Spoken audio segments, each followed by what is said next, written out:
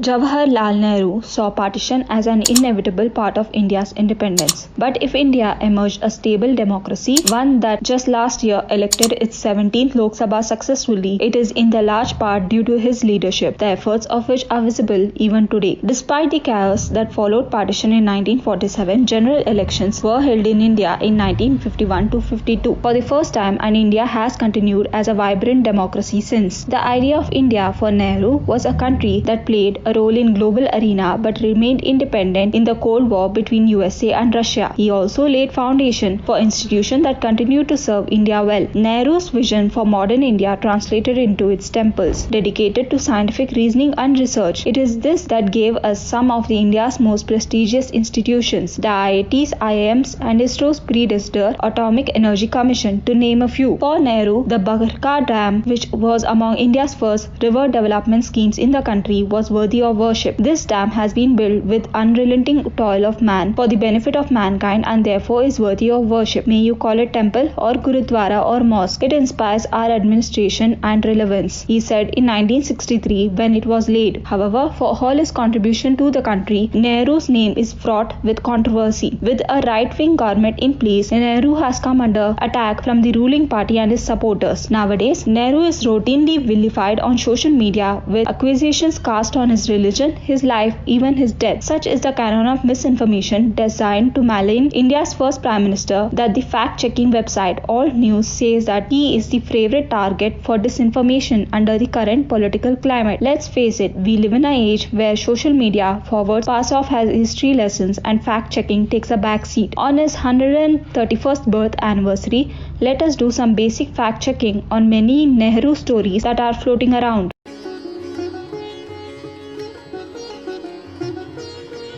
In 2015, changes were allegedly made to entries on Nehru's forefathers through a Government of India internet portal address on Wikipedia, declaring that Nehru's grandfather Gangadhar Nehru was a Muslim. Not that this tweaking should even matter if he indeed was. The changes made said that Nehru's grandfather was actually called Ghaisuddin Ghazi, who was a Kotwal of Mughals, and he later changed his name to Gangadhar Nehru. Gangadhar was born a Muslim by the name Ghaisuddin Ghazi but changed his name to a Hindu Gangadhar to escape British clutches, said the edit made on Wikipedia. However, these edits were later deleted by volunteer of editors of the online encyclopedia. Historic accounts, however, suggest that Nehru family were Kashmiri Pandits and the oldest known ancestor was Raj Kaul, who was a Sanskrit and Persian scholar in Kashmir. Raj Kaul's house was on the side of a canal, which is called Nahar in Hindi, and that's how the surname Nehru evolved.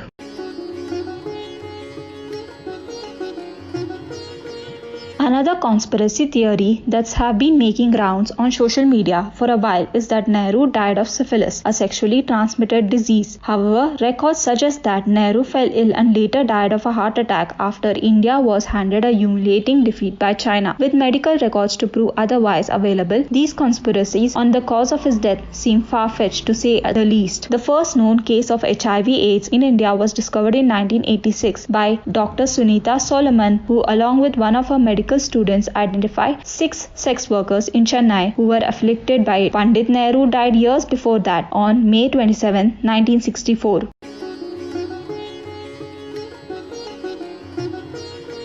Of all the conspiracy theories, this one takes the cake. You can find various sites and videos alleging that actor Amitabh Bachchan is Nehru's son. There are many reports attributing to this finding to DNA reports of the duo. A few also attribute the proximity between Gandhi and Bachchan family. You can only imagine how successful these theorists have been in propagating their stories, since some of these videos have over 1 million views. It is a well-known fact that Amitabh Bachchan is the son of Hindi poet Harivansh Rai Bachchan and Teji Bachchan. The only common connection between two families is that they both belong to Allahabad, and two families were on cordial terms before a newspaper wrote about the Bachchans' involvement in Bofors scam.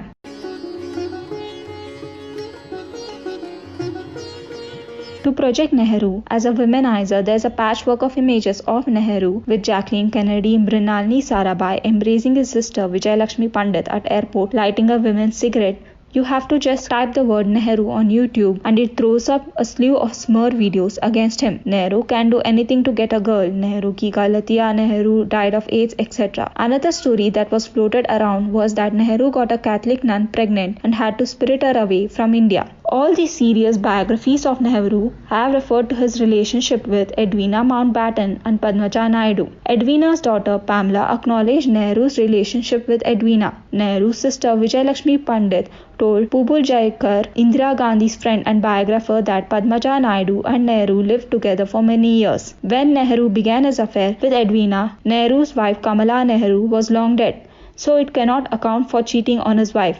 Neither did his affair affect his governance of the country.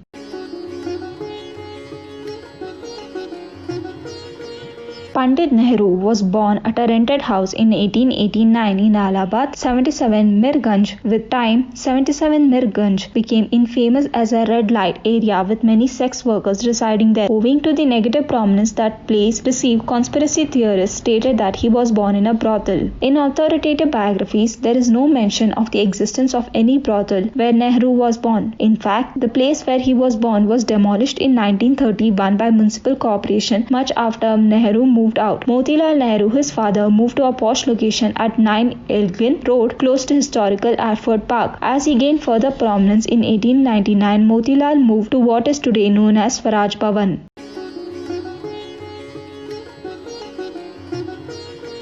A video on YouTube claims that Jinnah, Nehru and Edwina were college mates. There are even some theories which suggest that relationship between Edwina and Nehru was responsible for partition. There was a gap of over 10 years of age between all three of them, with Jinnah being the oldest, then Nehru and then Edwina. Edwina was a little girl of 9 to 11 years when Nehru finished his college.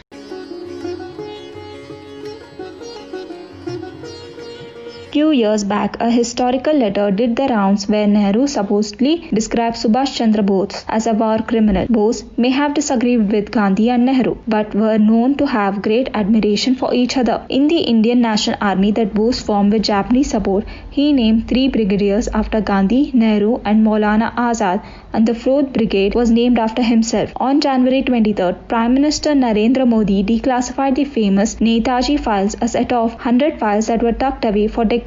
Conspiracy theorists were enthusiastic that it will lay bare Nehru's lethal plans against Bose. On the contrary, it revealed a tale of warmth, a blend of official work and personal care on part of Nehru. That said, it is clear that trying to erase Nehru's imprint on the country is a tall order because he is a part of modern India's DNA. Throughout Nehru out of the equation, you will end up undermining India because there would be no modern India without Nehru.